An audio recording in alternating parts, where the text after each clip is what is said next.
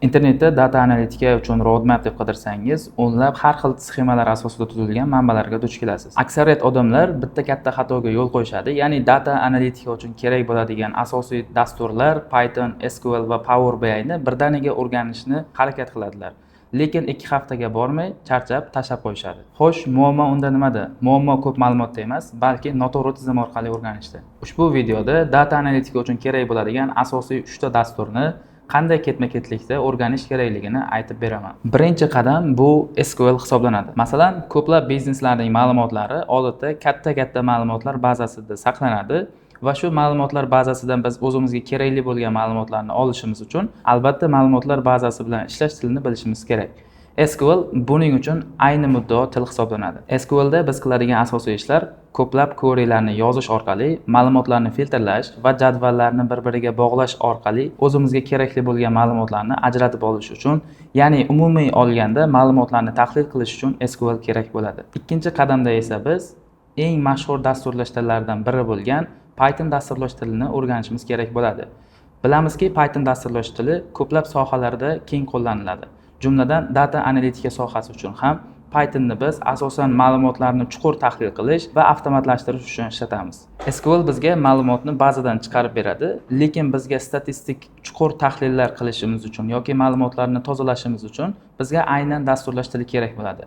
Python bu sohada absolyut yetakchi hisoblanadi. Pythonni biz to'liqligicha o'rganishimiz kerak emas.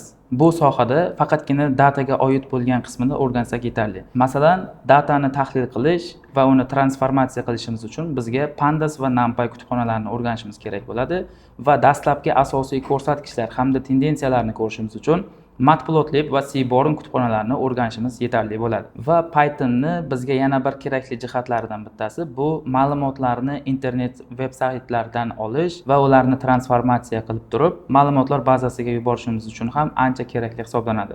Ma'lumotlarni tahlil qilib bo'lgach, siz natijani kompaniya rahbarlariga tushunarli ko'rinishda yetkazib berishingiz kerak bo'ladi. Rahbarlar siz yozgan uzundan-uzun kodlarni yoki SQL so'rovlaringizni ko'rmaydi, balki ularga tushunarli va interaktiv dashbord kerak bo'ladi. Dashbord o'zi nima degani?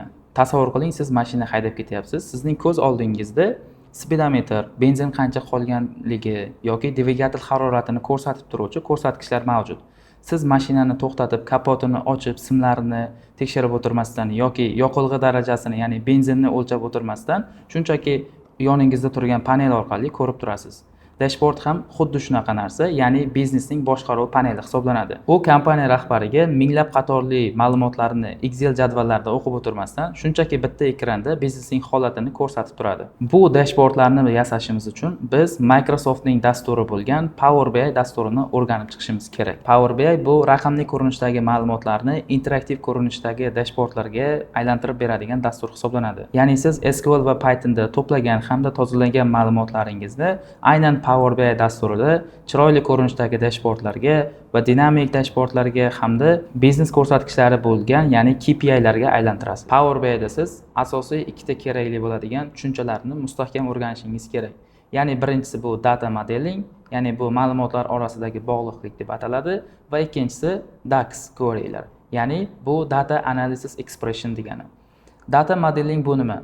Data modeling bu har xil manbalardan Power BI dasturiga kelib turgan ma'lumotlarni orasida o'zaro bog'liqlik yaratish hisoblanadi. Agar biz ma'lumotlar orasida o'zaro bog'liqlik yaratmaydigan bo'lsak, dashbordlarimiz ishlamaydi. Ikkinchi asosiy tushunchamiz bu DAX, ya'ni Data Analysis Expression degan. Data Analysis Expression nima degani? Data Analysis Expression bu har qanday biznesning murakkab mantiqini sodda ko'rinishga keltirib beruvchi formulalar hisoblanadi. Xulosa qilib aytadigan bo'lsam, SQL bizga ma'lumotlar bazasidan olish uchun, Python esa ma'lumotlarni chuqurroq tahlil qilish, ularni tozalash va avtomatlashtirish uchun, Power BI esa shu ma'lumotlar asosida interaktiv dashbordlar yasash uchun kerak bo'ladi.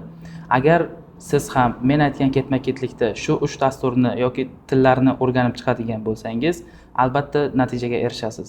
Bu dasturlarni nazariy o'rganib, amaliy loyihalar qilmaslik bu eng katta xatolardan biri hisoblanadi. Faqat bitta dasturni mukammal bilaman deb to'xtab qolmang va hammasini bir vaqtning o'zida boshlamang. Agar men aytgan ketma-ketlikda shu 3 ta dasturni o'rganadigan bo'lsangiz, siz albatta natijaga erishasiz. Agar siz ham data analitikani natijaga ishlaydigan o'quv markaziga o'rganmoqchi bo'lsangiz, video ostidagi havola orqali ro'yxatdan o'ting.